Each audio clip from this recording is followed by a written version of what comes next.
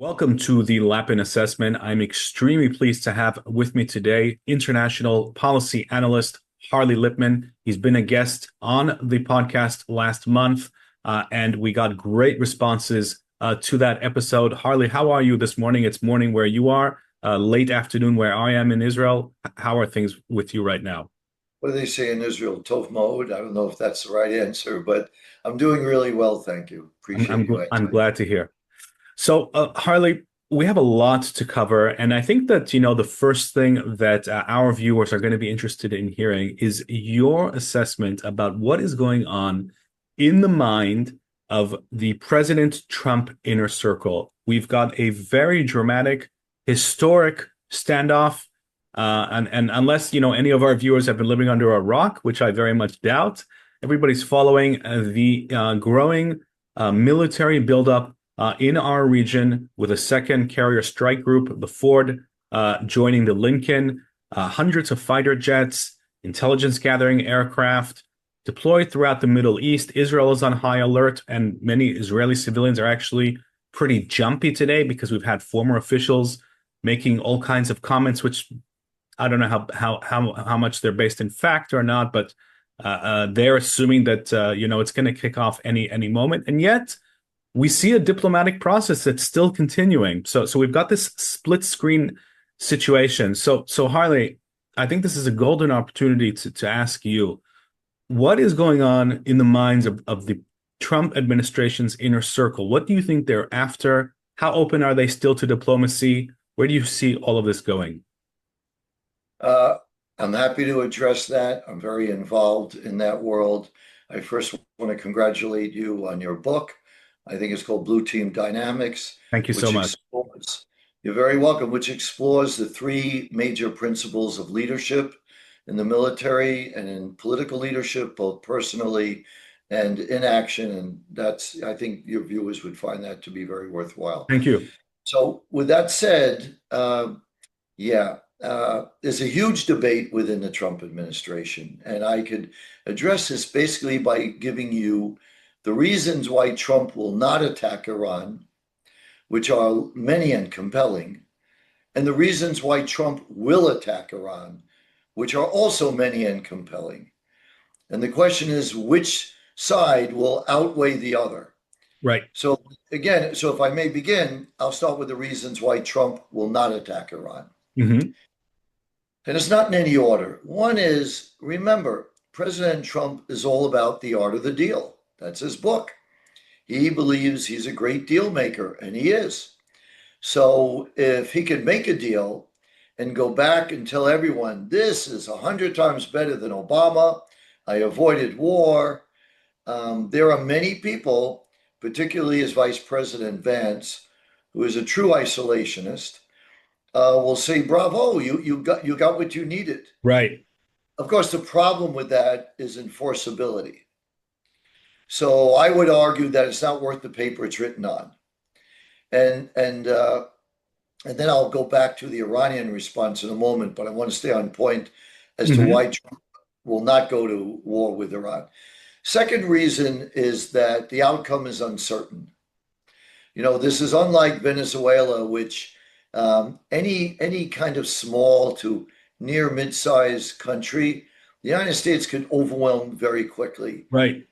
Uh, this is Iran is more challenging, where no matter how effective America is going to be, and even if America goes with Israel, you're not going to have 100% clean war like Trump had in Venezuela, where he shares his feeling that there was not one American casualty, there was not any equipment lost. Same thing when America and Israel attacked the nuclear facilities in Iran. No American casualties, no equipment lost. Right. And that speaks to, the next reason. Trump likes a clean war. There is no such thing. America was very lucky that there were no casualties, but in a war, there are casualties, there is equipment lost. And that is sure to happen in a war with Iran. Hmm. So that could be such that it makes him not wanting to do that. Also, his base. His base are isolationists, the MAGA Republicans. Yep. And, they campaigned for him for a few reasons when he ran for president. But one of the main ones was no more endless wars.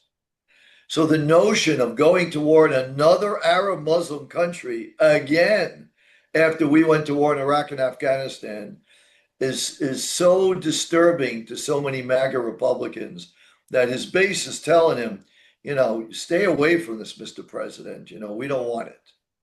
Right. Uh, and then I think the last reason why he won't do it is the fact that Turkey and Qatar exert a lot of influence with President Trump. He listens to them. I don't know how much he then will follow their advice. I think he's getting a lot of different views, but he has a good relationship with Erdogan of Turkey, and he has a good relationship with the Emir of Qatar. And they are telling President Trump not to do it. So all these weigh on the president not to take military action. Okay. Now I'll go to the reasons why he will take military action. One is he drives the base, not that the base drives him. And according to this school of thought, he's an interventionist. He is not an isolationist. Look at what we've seen. He's been involved in 8 disputes with countries around the world, helping to create peace. His actions with Venezuela, his threats to Greenland and the Panama Canal, his threats to Iran, sending this huge armada off the coast of Iran. This is a guy who really, when you look at it, is an interventionist, and he is not going to let the base influence him. He's going to drive the outcome of the base. So those are 2 reasons. The third Hmm. is that I think if he doesn't attack Iran, it's going to be a contributory reason why the Republicans will lose the midterm elections. And that may be the one of the most compelling reasons why he will do it. Why? Because the Democrats are going to amplify 2 things. They're going to say, everybody says Trump is a man of his word. Well, didn't he tell the Iranian people, quote, help is on the way? Right. And the numbers are staggering as to the number of Iranians who've been massacred. They talk about it being between 30,000 and some I've heard it's when all is said and done, it could even be as high as 100,000 because they're hiding the bodies. Hmm. So, and this has got to be one of the biggest massacres in the Arab world, Muslim world, because Iran is not Arab, in decades, if not a century, in Possibly terms in of the whole world, Harley. I checked, very casually, but to have 30,000 mostly unarmed people massacred in basically 2 days is pretty much unprecedented in recent decades, almost everywhere in the world. There are probably a few exceptions in Africa, but it's definitely up there in the top 5 massacres of recent decades. right. So, and he takes risk that he goes down in history as a huge betrayer of the Iranian people. Yeah. The Iranians already remember Obama, who didn't help them in the Green Revolution, but Obama never promised that he would. So this is very, very different. Also, the Democrats will amplify the notion that Trump is showing weakness. If the armada pulls out, just the optics of leaving off the shore of Iran looks weak. There's no way around it. And Trump is all about looking strong. And Right. consequently, it will embolden Iran because they will look strong. They stood up to this massive American armada, and America blinked first. That's the real danger in that. And that will only fuel Iran's agenda with supporting more proxies, getting more aid to Hezbollah, radical Islam all over the world. Um, so that's a reason why he'll go to war with Iran. Also, I think another reason is if you really want to take out this regime or cause a lot of damage, either one, hopefully regime change, you can make a better time than now. And it's unlikely that we will ever see a better time than now. Why? Because A, the Iranian people have been massacred. They hate the regime. And they peaceful demonstrators who demonstrated due to economic conditions. The notion that the Iranian regime could spend billions and billions, maybe $1 trillion on getting weapons and equipment and finances to Hamas, Hezbollah, the Houthi, Shia militias in Iraq, and terrorists around the world is one of the reasons why their economy does so poorly. Yeah, They're not taking care of the 90 million Iranian people. 100%. Right. So, uh, and at the same time, so this is a golden opportunity for the United States to do it. Iran is also weak due to the war in June. They lost a significant number of their commanders. They had a lot of their air defense systems destroyed, but they're not defeated. They took losses, and the other reason to do it now is because countries or militias or groups that have been hurt and damaged historically come back, and they come back stronger. Because they're seething with revenge. They're angry and they want to get revenge. Second, they're now assessed the capability of their enemy being America and Israel. So they're recalibrating, re strategizing on how they can be more effective in the next conflict. That's what all regimes and countries do when they've been attacked and they're weakened. So, a great example, I always use World War II, Germany. You know, Germany lost World War One, but they did not feel defeated. After all, the Allies never set foot on German territory in Mm. World War Hmm. at all. And second, it was a two-front war, on the Western Front and Eastern Front with Russia. They won the Eastern Front against Russia. So for all those reasons, and their military communiques kept saying that they were winning. So that fed into Hitler saying we were stabbed in the back, the Jews did it to us. Anyway, the only reason why I bring up that is 20 years later, they came back with such lethality that by 1945, over 60 million people were dead. I think that's a 60. great example, Harley, because it really does tap into the Iranian mindset that they absolutely, and this is something that, I've heard, of course, from defense officials here too, that the Iranians, of course, just as Israel has been doing, studied the results of that war and are recalibrating, just as you say, rebuilding their capabilities. Here's the thing that a lot of people are trying to figure out, and this now jumps over to the Iranian decision-making process, which is its own can of worms. Yeah, I Uh, want to go.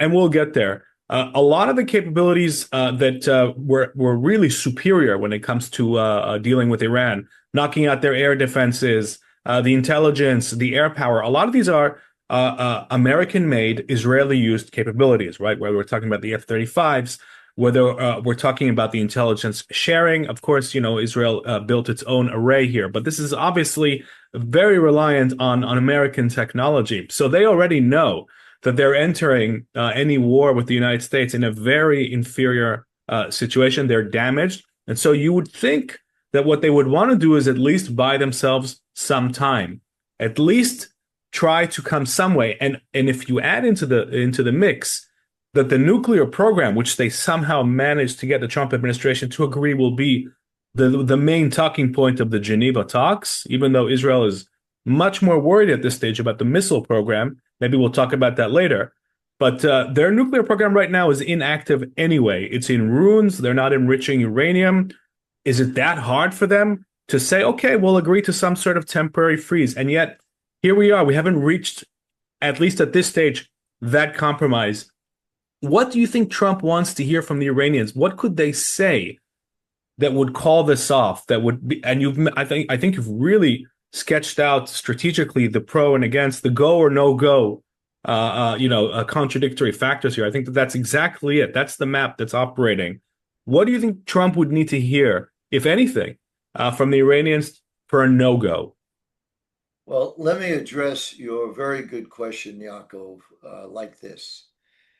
If I were an evil man and I'm not, and if I were advising Iran and I'm not, here's what I would say to the Iranian leadership. Agree to almost anything Trump wants you to agree to. Get him off your back. Right.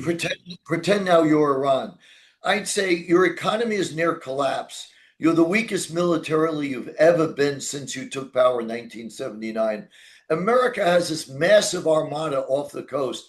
They're lethal. They're very effective. You need to get rid of them. Say anything. You could act tough and then compromise or just give in because you want that armada to leave. The only way the United States could cause extensive damage, if not take over your regime, is because of the firepower that they have built up around Iran. That's temporary. It's costing billions of dollars a day Right. for states to have that armada there. And the United States wants to move that armada to the Pacific to address America's number one adversary, which is China. So agree to anything and maybe don't do anything for 6 months. Get them off your back. And then, we know what we see in Muslim law, where if you're dealing with the infidel, you can make whatever promises you want and then not keep it. So this is exactly where you are. And then hide it. Develop, enrich uranium, develop your missiles. Iran is a huge country. They made one inspection. So you'll fool the inspectors. You're very smart, Iran. You'll fool them. And President Trump will go on to other topics. He'll lose interest. And that's what I would advise if I'm evil and if I was advising Iran. That's the logical course. And that's what I'm sure the leadership of Turkey, Qatar, China, Russia, North Korea, they're all telling them, don't be foolish. Don't poke Right. the eye there, right? Don't take a risk. And if Why they would went down that path, if they did that, do you think that would be enough for the Trump team to say, okay, we can call this? Would that be enough? it may be, this is the worry. This is what worries me the most. Nothing worries me more than that. Because if Iran continues their bluster and continues saying that, they're not going to agree to the 3 points that the Trump administration is raising, and it's worth sharing with your viewers what they are. The Trump administration wants no enrichment of uranium or something extremely close to that. Hmm. They want something done about their missiles, their ICBMs, intercontinental ballistic missiles, which have a long range and could reach Israel and even Europe now. And they want Iran to show restraint and not support their proxies in the region. For Iran to agree to all that is completely unrealistic. Never happened. At least they won't agree to it sincerely, because for Iran to agree to that will demonstrate two things. One, the radical Islamist regime in Iran will no longer be Iran as we know it now, Right. because Right. they're all about asserting their dominance in the region. That's what they do. As I said before, they spend billions and billions of dollars on supporting their proxies. So it's for them to say we're not Iran. Also, Hmm. it would demonstrate that their strategy for the last 47 years didn't work. It was a Right. failure, and that could and already the regime is teetering in some ways. Hmm. So Absolutely. that's a challenge for Iran, and they may think Trump is bluffing anyway. They may think that Trump wants a clean war. We frightened the Americans. We said we're going to fire at America's friends and allies in the region. Obviously, Israel will be the biggest target, no doubt, but they may fire into Saudi Arabia, UAE, and other nations Yeah. that worry our Gulf allies there. So Iran may think that, oil markets. I didn't say that before. That was my The next question. Yep. Yeah, I mean, going back to the beginning where I said reasons why Trump may not attack Iran is there's a worry of what they call instability in the region will affect oil markets, maybe even gasoline prices. And he's going into an election, the Right. midterms in the United States. What I argue is Iran is instability. Its very existence is all about instability.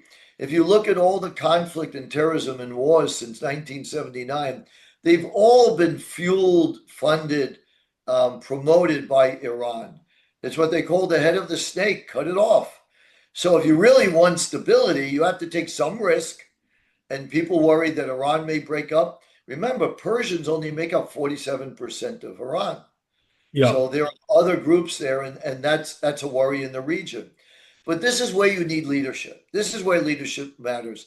Trump wants to be seen as, if not the best president of the United States, among the best. He has that opportunity now. I believe history will never forgive him if he doesn't take it now. And I also believe that, what do I feel proud of being an American? I think of World War II. We went to World War II not to pillage, not to rape, but to liberate. This is the best of America. What America's starting to do in Venezuela, and what America can do in Iran. Just like Iran, 90% of the people in Venezuela hate the government. In Iran, it's probably 95%.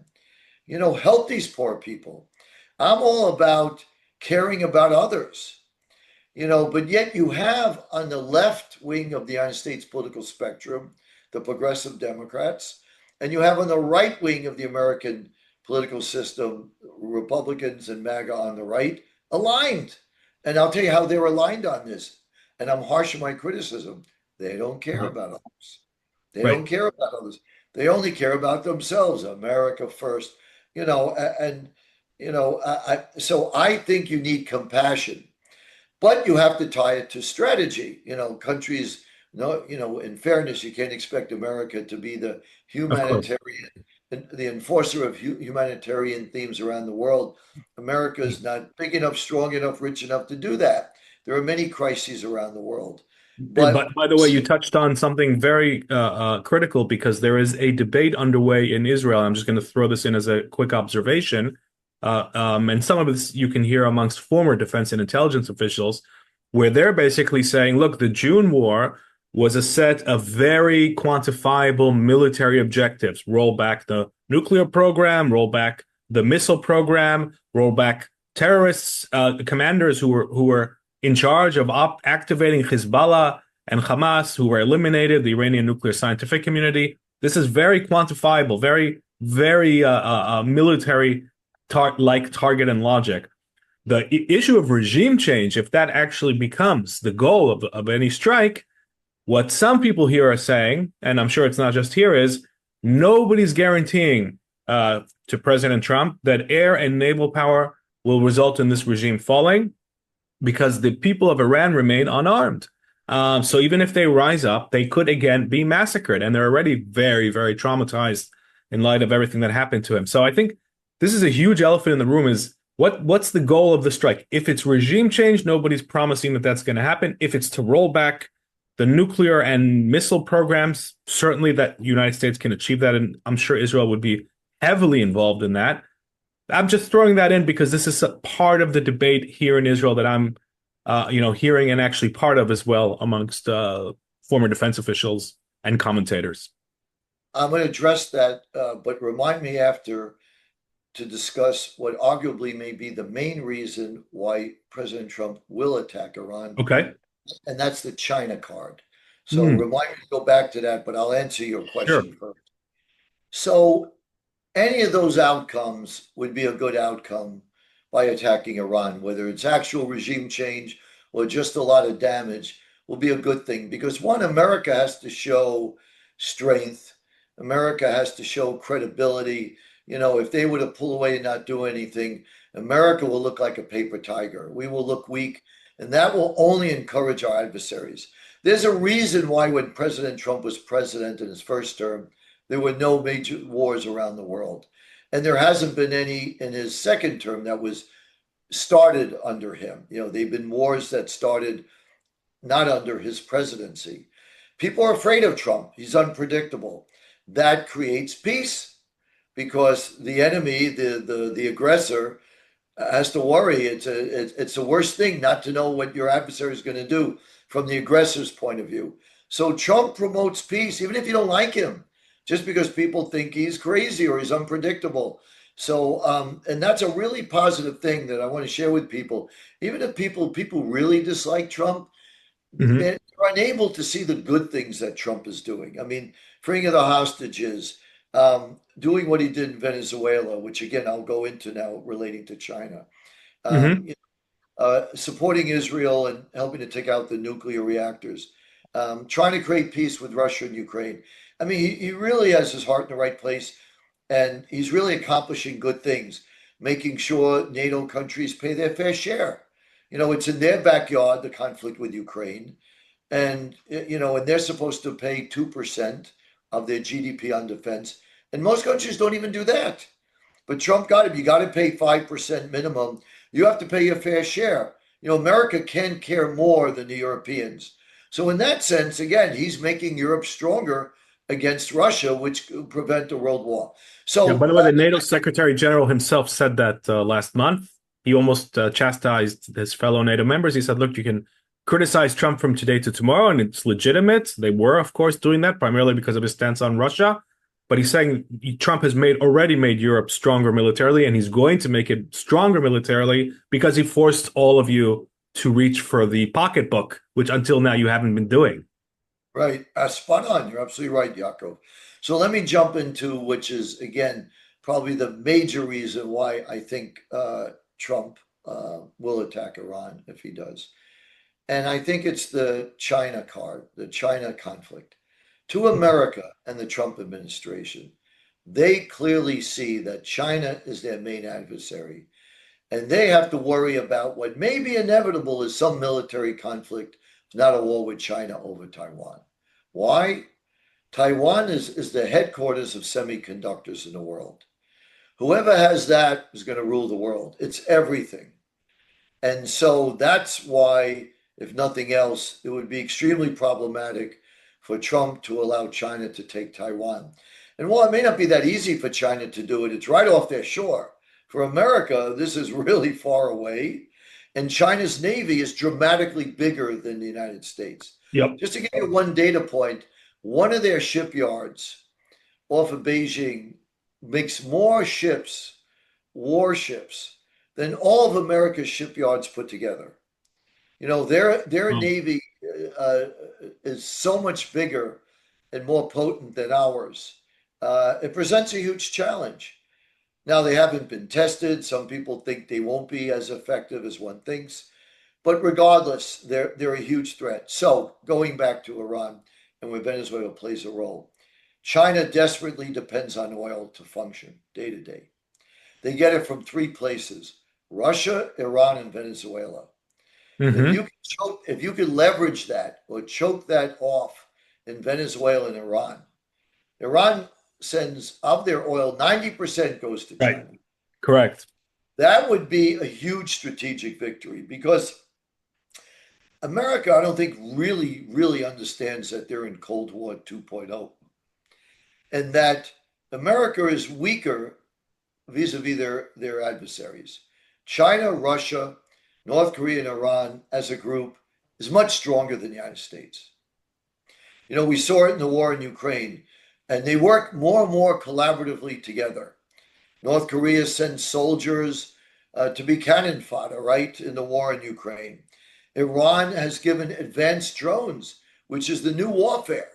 So they're 100%. they're ingenious at drones. Everybody plays their role. China funds the war. Russia's gave nearly 1 million men in casualties A for this hundred war. percent. There's a strategic triangle here. Actually, it's more than a triangle. It's absolutely right. There are four players here that are, and they also can bypass sanctions with this cooperation. You can't That's what they sanction them. do. Yeah. That's what happened with the Obama administration and the Biden administration. Their sanctions were weak, porous, largely ineffective because it didn't deter Russia. Hmm. So you need to really be strong. And Trump right now is the best example of asserting strength, which I think will create peace and prevent a world war. So I'm all about preventing war. Some people, unfairly think I'm a hawk. I want peace. I go back to World War II. If the European nations came to the aid of Poland when World War II started, again, 65 million people would have been alive at the end of that war. They could have been stopped, or even earlier, the moment the Germans violated the Treaty of Versailles, Yep. which is where Western Germany shouldn't have any troops. It's called being demilitarized, and they did it. They were very weak. This was, I think, 1935. And Hitler's general said, "We're not prepared for war." But Hitler said, "Don't worry. The Allies, Britain and France, will not do a thing. But if they do retreat," had that happen, where the British and French stood up in some way, The Germans would have retreated, would have taken the wind out of Hitler's sails. He never would have been able to do what he did because the German people didn't really want to go to war. They wanted a better life. Yes, they hate Jews, but going to war, they remembered World War One, which was horrific. And the generals felt they weren't prepared. So, we can speculate about what if, but this seems very plausible. And we have to learn the lessons of that. Too often, especially young people, ignore history. It tells you everything. Because people are people, they're the same. The people are the same Yeah. of 1,000 years ago as they are today. They're motivated by the same things. Just today we have technology that's good and bad because people don't really read today. Back in Yeah. those days, people got a book, they were excited, and that was special, and people read. So they have less knowledge today about history and many things than they did back then. So I think that this would be brilliant on Trump's part. Now, we mentioned going back to your good question. So you say it won't knock over the regime. Who knows? There are so many. Think of the courage of the Iranian people to go into the streets, as you Yeah. said it, unarmed, knowing they're risking their life, and thousands were slaughtered and murdered, and they still did it, shows the level of unhappiness and the commitment of the Iranian people and the commitment of the Iranian people to try to do something. This may tip it over. Right. Plus, we haven't seen many defections from the security forces, which I think would be an important ingredient to see if eventually they can topple this regime. But already the regime is scared. Money has been going out of Iran. That's a clear indication that they're at a minimum hedging their bets, if not worried that the regime is going to fall. And I think if Trump breaks them economically, which they're nearly about to do anyway, their currency is nearly worthless, the real.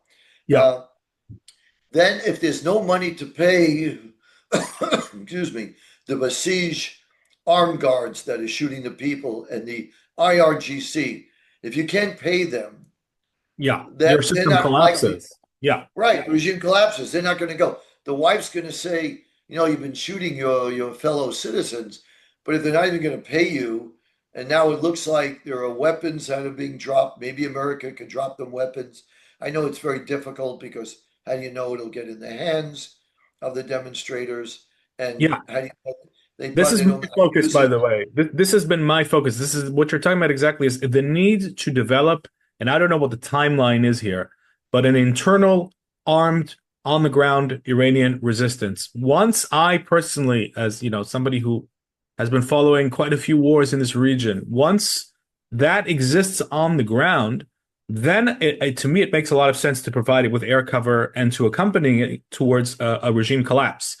But my fear, Harley, and I agree with you that nobody knows where this is going. It could be a domino that topples the regime. My fear is that the regime survives a massive airstrike, and then the people again rise up, and they're massacred.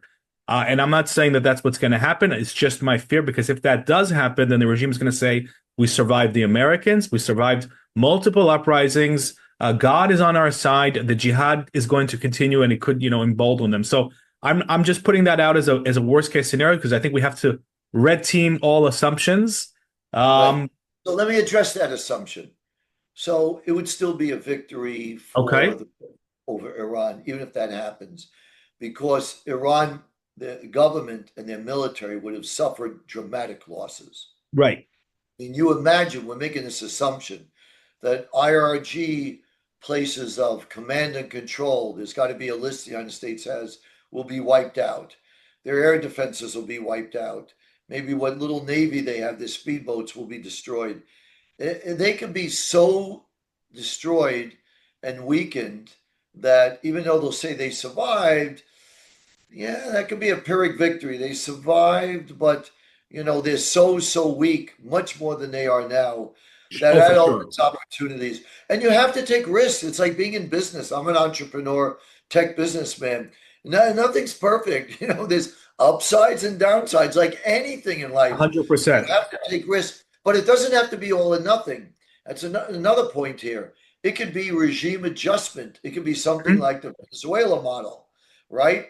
They didn't destroy all of Venezuela. There's no massive casualties. There's no big war. They took out the top person. Like they could do something like what they did in Venezuela. They could kill Khomeini and say to the people underneath him, "You could also die.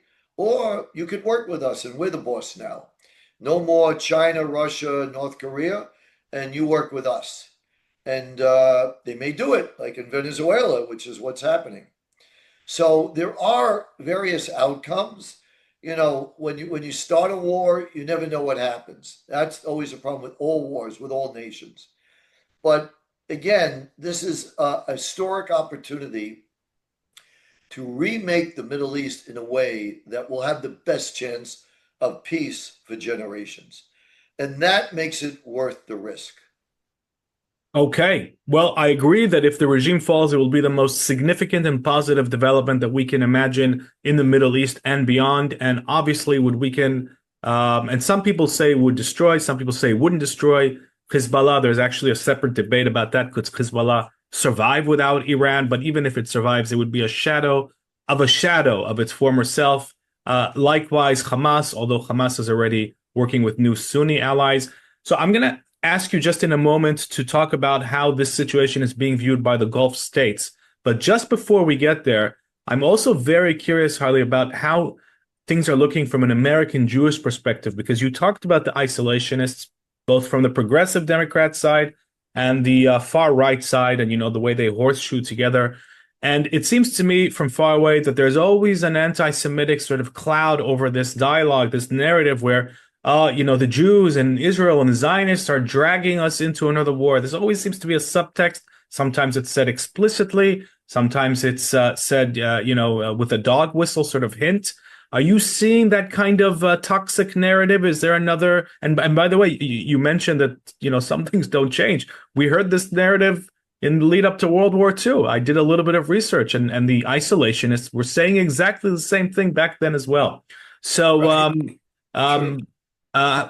is that something that's going on? Is it a Yes, problem? yes, it is a problem, Yaakov. Anti-Semitism is an incurable disease, unfortunately. And I hope I'm wrong in that. It's been around for thousands of years. It'll be around for thousands of years. Yes, that narrative is going around everywhere. And in the Gulf, they think Jews control everything, that Trump is going to listen to Bibi, and that American Jews are going to do this. They refer to Jared Kushner and Steve Witkoff, both Jews. Well, they say, how likely is it? Jews make up less than 2% of the population, yet who's dealing in the Middle East? Two Jews representing the United States. And before that, under Biden, Anthony Blinken, also Jewish, Secretary of State. So they use these examples to say, what do you think? Of course, the Jews have this power. And this speaks to anti Semitism. I will make a quick comment on that. Brett Stevens has written a brilliant article. He's a writer for the New York Times. He's very good. I Mhm. encourage your viewers to read him.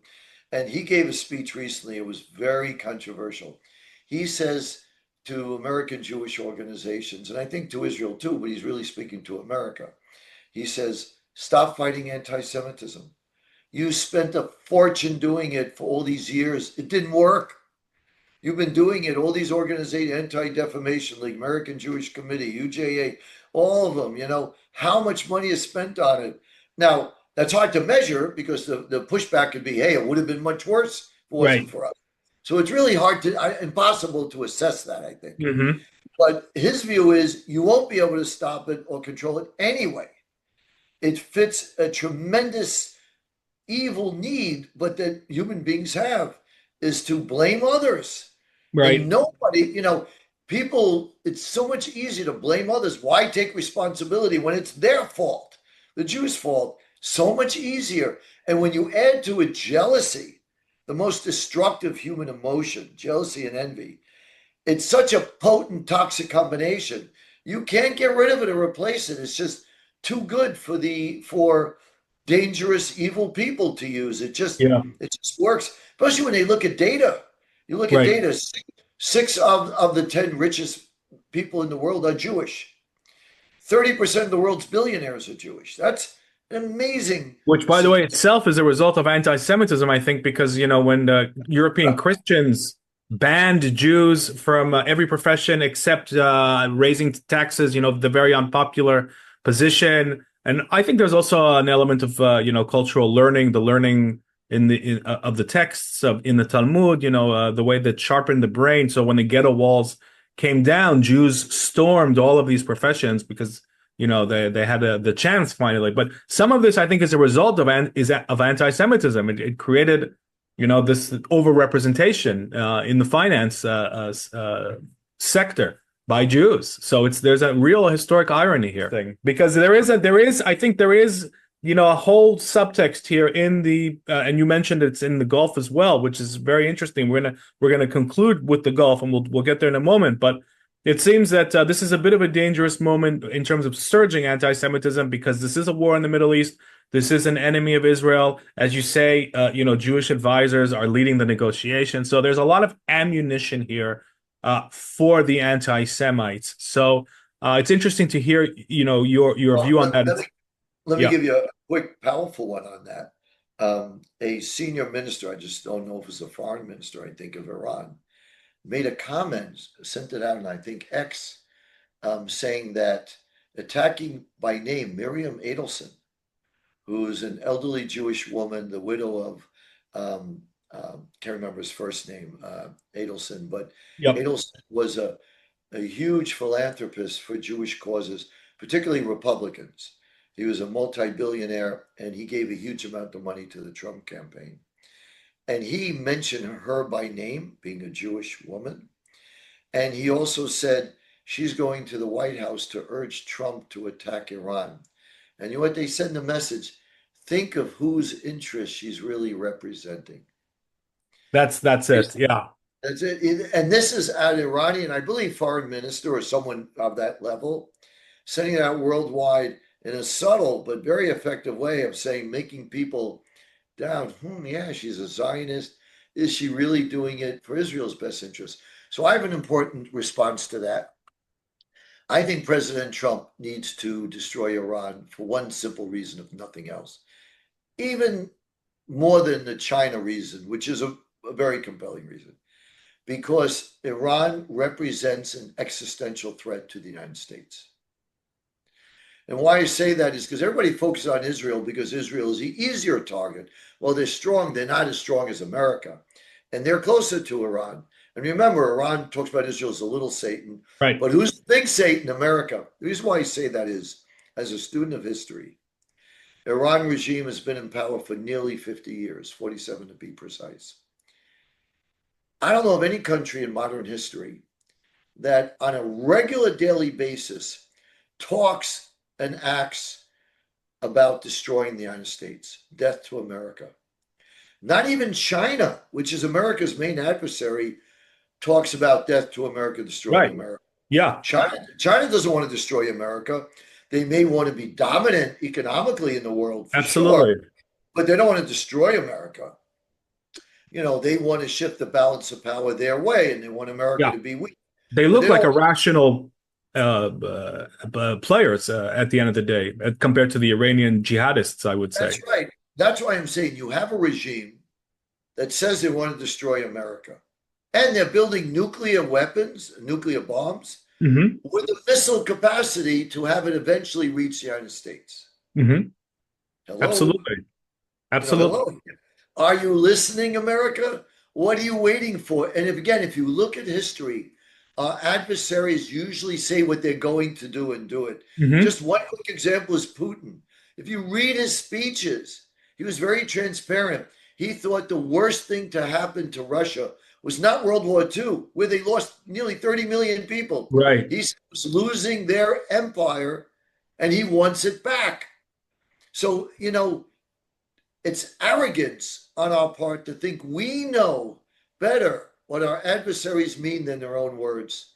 And Yeah. I think that's the problem.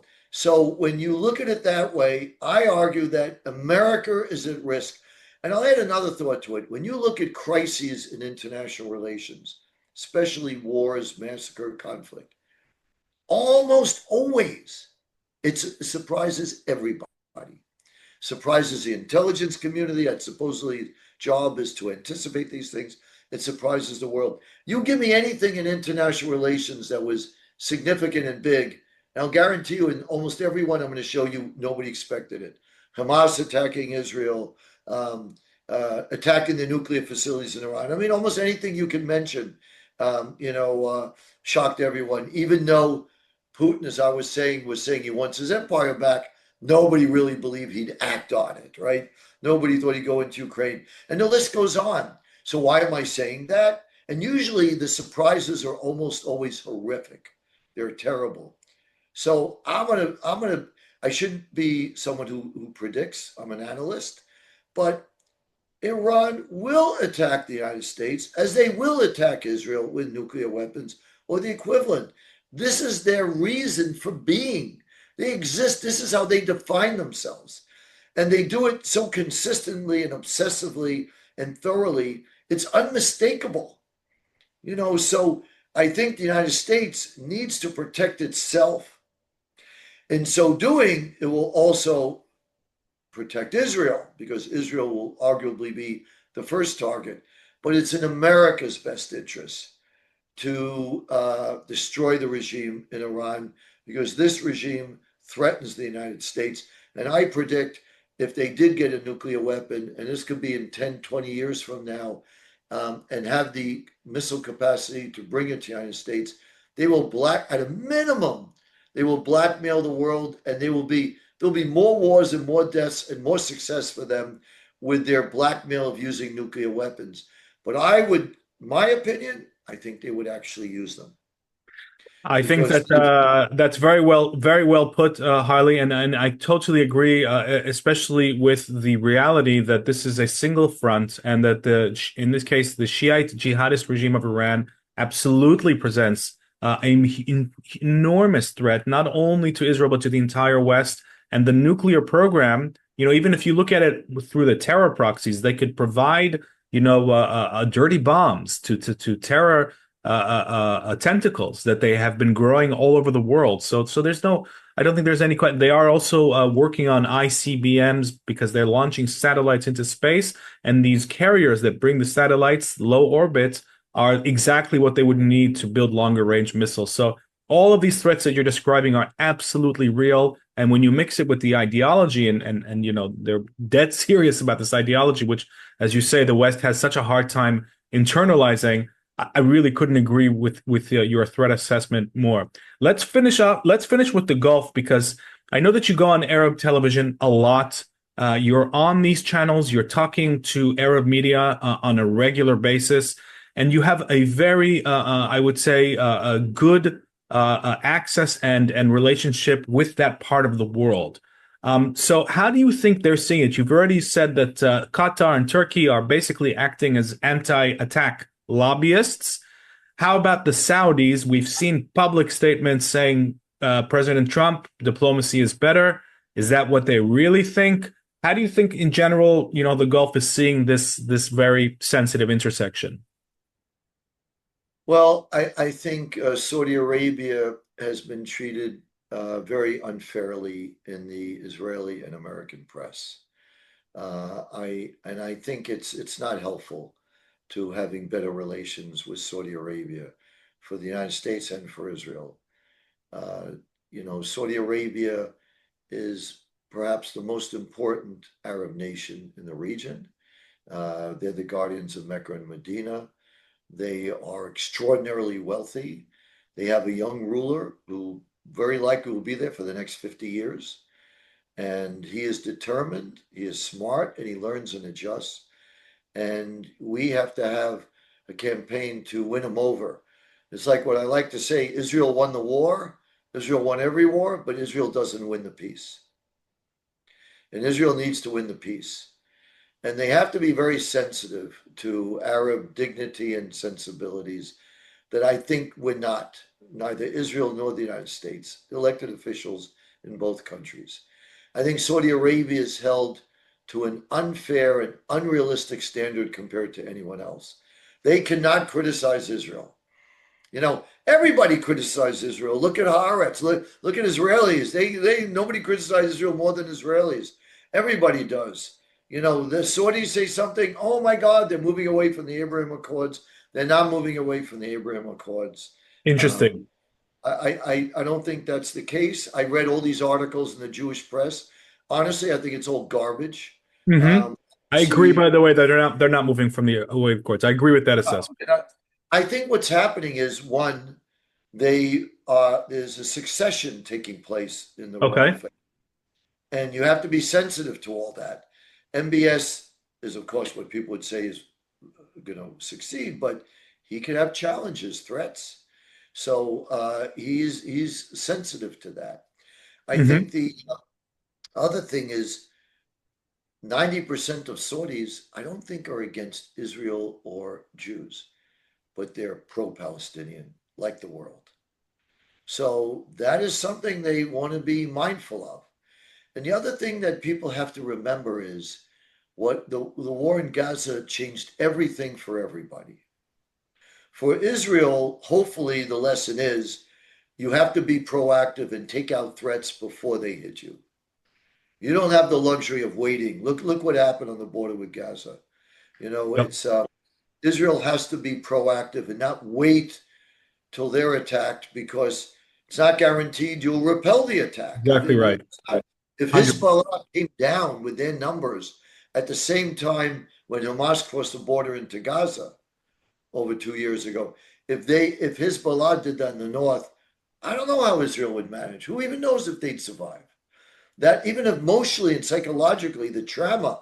Just think if you had 20,000 Hezbollah crossing the border and raping and murdering, and then you had Palestinians uprising in the West Bank and within Israel. That's, by the way, what Yahya Sinwar was counting on. That's what he was gambling on would happen. He's an evil genius. He's like Hitler. They nearly succeeded. But if that happened, can you imagine what Israel would look like? It would have Even if been an existential threat, in my view. Yeah, it'd be a serious threat to Israel. So, and I was on a podcast recently with Israeli generals, and they were saying we even talked about the 67 war and 73. He said Israel doesn't want to be known as a nation that attacks first. That is a self-destructive attitude. You can't think that anymore. Your job, I mean, I'm an American, but I will Totally tell you, agree. Totally I am agree. telling Israeli, your job is to protect the Jewish people in Israel. Your job is to protect Israel. And security is number one. Why? Because you're going to be criticized anyway, no matter what you do. Of You can't course. win the diplomatic arena. And saving lives is more important than anything. So security has to be Totally number one agree. if you criticize. But at the same time, as I said, you have to launch a peace campaign. I understand that the Saudis got very upset. I don't know if it was Bibi Netanyahu or not, but gave a speech where in the background they showed a picture of Greater Israel. And in that picture, they had northern Saudi That Arabia. was given to him by a journalist during the Oh, interview. okay. I didn't know. I just heard Yeah, the, yeah.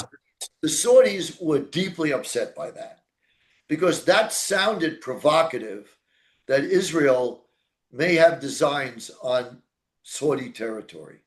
And that's a shock for Saudi Arabia because they never, ever, ever imagined that Israel would have designs on their country. They knew Iran had designs, and if Turkey and Qatar could get hold of Saudi Arabia, they would. But you see Israel showing that, they get very, very worried and paranoid by that. That is not helpful. And that feeds The into the wider, I think, anti-Semitic, the Jewish design for the greater Middle East. The Arab Muslim anti-Semitic stereotype, the local version of that doesn't is. have to be anti-Semitic. You have to be smart in diplomacy and smart relationships. The Arab world sees things very differently than Israel, and I think Israeli leaders have to be sensitive. I'm not being critical of Smotrich and Ben Gvir. I'm not being supportive. Just making a point. If they say things that insult Saudi Arabia, they take it very personally, and they talk about it. And especially they are senior officials in government, it doesn't help things. It's not in Israel's interest. What does Israel gain by doing that? And by the way, there are many people who argue, even though we don't have normalization, cooperation may be as important, if not more important, than normalization. And I no one can agree. say Saudi Arabia is doing a lot of things for Israel. We cannot talk about it. So do not push Saudi Arabia away. Because if you do, they'll lose interest. And I want to say a last thing, which is really important for your viewers and for Israel to understand. We as Jews in Israel, we think the world revolves around us. The Saudis and the people in the Gulf are tired of all this. They're tired of always defending their positions on Israel and Jews. It's not what they think about morning, noon, and night. And today, Saudi Arabia doesn't really need Israel very much. Whatever they need to buy, they can get outside of Israel. And they've developed to be a powerful military, political, economic force in the region on their own. They spend billions, if not trillions, on AI and all kinds of things that are competing with Israel and maybe ahead of Israel in some ways. So, Israel has to be very sensitive to that. Can't be like a narcissistic, self absorbed view that the world revolves around Israel and you said this and what about that? I think Israel needs to do things and the American Jewish leadership to gain a deeper relationship with Saudi Arabia and a Mhm. friendship and be sensitive to what offends them. I'm not asking Israel American Jews to compromise anything, but they have to be aware of their comments because, whether it's you say fueled by anti-Semitism, that's an easy excuse. I suggest not. I think it Okay. generally is offensive, and I think they don't understand it, and especially when they see these articles. I googled it. I didn't see one pro-Saudi article. There may be some that I missed. They were Yeah. all critical of Saudi Arabia, from the prime minister to the Jewish Times. I mean, Israel Yeah. Times of So let, Israel. let me let me offer an Israeli perspective of what you're saying. I think you're saying super interesting and important observations. Let me offer one specific my own Israeli observation on what you're saying. First of all, I agree with you that Saudi Arabia remains the most important Arab Muslim power in the region, militarily, economically, politically, religiously. No question, they remain the crown jewel in what we would call the Abraham Accords ambitions. If that ever comes to pass, and I think that it will one day, it will transform the region. I It agree will with one you. day. By the way, I'm sorry to interrupt, but I believe it Yeah, will one day, and they yeah. assure me it will happen. Well. What you're saying here is extremely interesting. Now, I think that will happen too. I don't think that their perspective has changed fundamentally. I think that they still view Iran as a huge threat. I think that they view the Sunni Islamists as a huge threat. I don't think that MBS has changed his mind. What I think has happened is that there is a change in tactic. There is a hedging of risks. There is the use of diplomacy because things are very uncertain. And because of there are issues of legitimacy in the Gaza war. So all of that, I think, makes a lot of sense from a Saudi perspective. From an Israeli perspective, what I would add to that is I think that the Saudis, if they're not saying so publicly, they should acknowledge if it's just, even if it's just between them and themselves, if they're being honest, that the state of Israel's actions since October 7th have greatly enhanced their security because the defeat, and it's not a total defeat. We've been talking about this, for the past hour, but the rolling back of both the Shiite and the Sunni Islamist jihadists who threatened them as well, whether it's the Houthis who terrorized them for years and the Iranians and the Muslim Brotherhood and Hamas, Hezbollah. These are all none of these are friends of the Saudis. If they're honest with themselves, Israel's war has greatly benefited their geostrategic situation, while at the same time creating complications. They can't embrace us Well, because let of me. the dialogue. So that's the duality that they're in. So let me tell you, what I believe Hmm. is there. I'm generalizing, but is basically their view Sure. on that. Yes, they recognize that. They're grateful for that. But that doesn't take away from their other big concern that undermines the value of what you mentioned, which is they see Israel out of control. They see Israel as not adhering to recognizable rules of diplomacy, rules of warfare, and in particular, I'm referring to the attack on Qatar. On Qatar. Uh-huh. Qatar, even though Qatar supports the Muslim Brotherhood, they support Iran, they double deal. We know all that. So a lot of Americans rarely say, "Well, it was an attack on Hamas specifically, a negotiator in a country that's hostile to you, Saudi Arabia, and to you, Uh-huh. UAE, other nations." That's part of it, but it's complicated for the Saudis, the Emiratis, for others there. They see, wow, Israel's never attacked a Gulf nation. They did it. That means they opened the door. They Right. opened They're Pandora's spooked. box. They could do it again. It could, and more devastating. So, like all regimes, they're concerned most of all about Sure, survivability. sure. And so they're frightened. So it's complicated. Yes, a strong Israel helps them on the radical Islamist side of things. True. On the other hand, they feel threatened by it for Interesting. themselves. It's very, very So, interesting.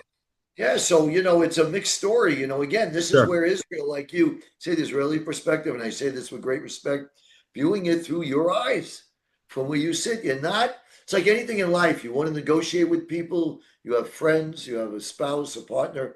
You got to always, not easy, and not that I'm so good at it, but you always want to put yourself in the other person's shoes to Harley, understand. this is why we're having you on. This is what we need to hear. This is we need to red team ourselves. It's only healthy. We should not only be hearing one perspective, and the observations that you're bringing here are not only very interesting but very important. So I'm very glad that we're having this conversation and clashing these two perspectives together and seeing what comes out of it. I think it's only good can come out of something like that. Very, very helpful. Unfortunately, we're out of time. I could go on with you for another hour easily, but we will be scheduling our next episode as soon as we can. So, Harley, thank you so much for your insights, for your observations, and for your dedication to making the world a better place. And just before we finish off, I recently read that you are doing something very special for wounded Israeli combat veterans. Can you please share with our viewers what you have been doing for these people?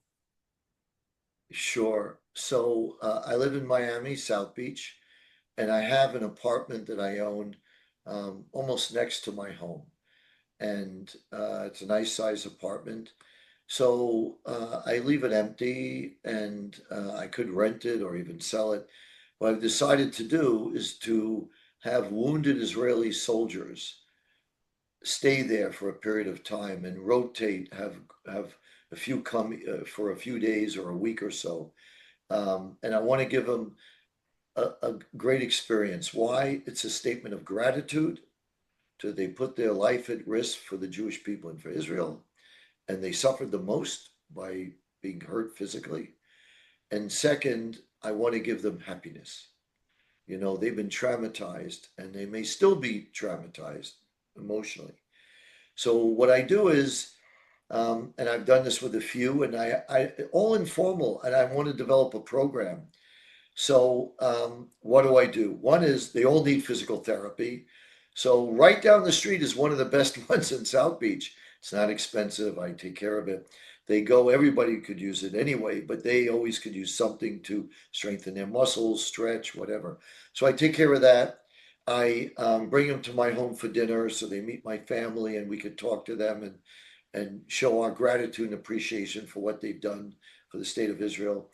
And I also take them on a great boat, a super speedboat, where they have fun. And we stop. There's restaurants on the water, which you don't have in Israel. So again, I want to give two things: happiness and gratitude. That's the theme. And so I've done that. There's a guy named Shiloh who's in Israel now getting surgery on his knee, who is part of the Gavante, I think you call it, unit, where Hmm. he was shot at the beginning of the Gaza war, and he just underwent surgery with a bullet in his knee. So that's what I'm doing, trying to make a difference, trying to do something tangible. I fund it myself. It's not very expensive. These charities, you never know where the money goes, whether it's corrupted or whether they use it inefficiently. I don't feel, it's just easy. So Right. that's what, and that's it. So I'm It's just wonderful. Thanks for sharing that. And more importantly, thank you for doing that because I have no doubt that anybody who will receive that kind of treatment and a little bit of an escape, from the stresses of combat, I think that goes a huge way, not a long way, a huge way to improving their mental well-being and also their physical well-being. So that's a wonderful project that you're doing there. And I'm very glad that you can share it with our viewers. So, And I want Harley, to add one yeah, last thing if I can, just sure. because I think it gives me a unique level of credibility in the Middle East. Because as you shared earlier, I'm on Arab television in Egypt, in Iraq, in Lebanon. It's amazing. I'm on Al Jazeera almost weekly. You could Google it, look it up. And I speak to weekly millions of Arabs, millions of Muslims. And I think I have a respect for them and they respect my respect. I paid for a Palestinian student, an Israeli student to go to Yale Business School, a different student year after year for 5 years. I was part of the USAID that was promoting trust with Israelis and Palestinians under the Biden administration. I'm restoring a Muslim cemetery. I don't know if you know about me, but I Where? Jewish cemetery in Poland of all places. A Muslim, a Jewish cemetery? No, my main charity is finding mass graves where Jews were murdered before Auschwitz became industrialized for systematic murder. I've been doing that for 16 years, have already uncovered, I think it's nearly 30 sites where Jews were murdered in the Holocaust, buried in mass graves. And I do a ceremony, I have a memorial erected. You can't disturb the bones, I do that. So I have a quick story to tell you, which is remarkable. I met a Sure. guy on Wall Street. He's a senior executive at one of the biggest banks in Wall Street, one of the most senior Muslims in America. He he's Pakistani. He uncovered basically a nearly destroyed old Jewish cemetery near his village in Pakistan, and he and his son surreptitiously restored it. It took him a long time. I saw the video. I saw everything, and I was so impressed by that that when he told me that story, I said, "You know what? I'm going to restore a Muslim cemetery." So I'm in close contact with Rabbi Michael Shudrick, Chief Rabbi of Poland, who I've been working with for many years on finding Jewish mass graves and giving those people some honor and dignity in their death. So I thought Poland would be the logical choice because I go there. Right. I didn't even know if there was a Muslim cemetery in Poland. I discovered there are three. So it hasn't started yet. But again, why I'm sharing that with you is that Hmm. this is, I think, that gives me credibility in the Muslim world, respect. Uh-huh. And this is how you build relationships. It goes back to my point earlier. We have to know how to communicate with them in an effective way. I'm not asking Israel to give up its principles, but you have to be sensitive to the other side, how they feel, what their challenges are, if you want to get the best out of them. So that's just my thinking and my strategy on this. I'm open to feedback. I could be wrong. If people think I should shift this way or that way, or I'm making a mistake, I'm open-minded. I'm happy to hear it. I have only good intentions. Super interesting.